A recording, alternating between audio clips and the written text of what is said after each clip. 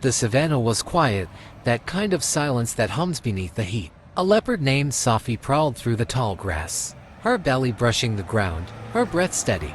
She hadn't eaten in 3 days. Every sound mattered, every heartbeat in that endless golden plain.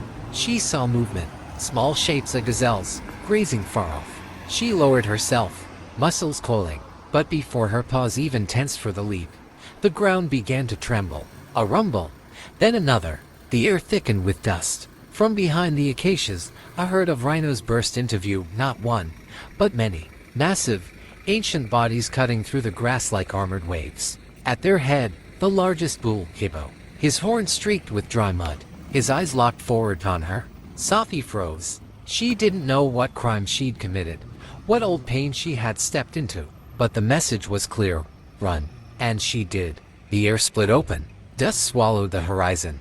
Her paws pounded the earth, heart slamming against her ribs. Behind her, thunder, the heavy rhythm of the herd. The ground quaked. Each breath burned.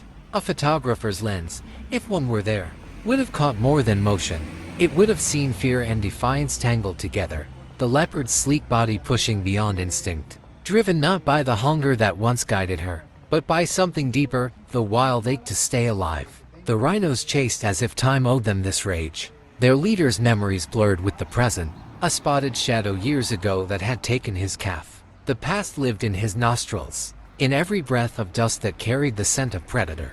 The savanna, for that moment, became a battlefield of ghosts. Sophie darted through the grass, veering left, almost skidding, her clothes scraping dry soil. She could feel the heat of their charge, hear the snorts and the thunder of hooves closing in. For one terrifying instant, she looked back, and their eyes met. The world seemed to slow, and then a shift. Hippo faltered, just slightly, as if something inside him recognized her not as an enemy, but as another creature trying to exist under the same merciless sun. The herd slowed with him. Dust hung in the air like smoke after a storm. Sophie stumbled to a stop, chest heaving, sides streaked with dirt and sweat. She turned once more, the rhinos still there, distant now, motionless, watching. No victory, no defeat, just survival, raw and unspoken. As the sun began to dip, light poured over the plain in molten gold. Sophie stood, still trembling, then slipped back into the grass. Hippo snorted once, low and tired, before turning his massive body toward the fading horizon. The savanna exhaled again.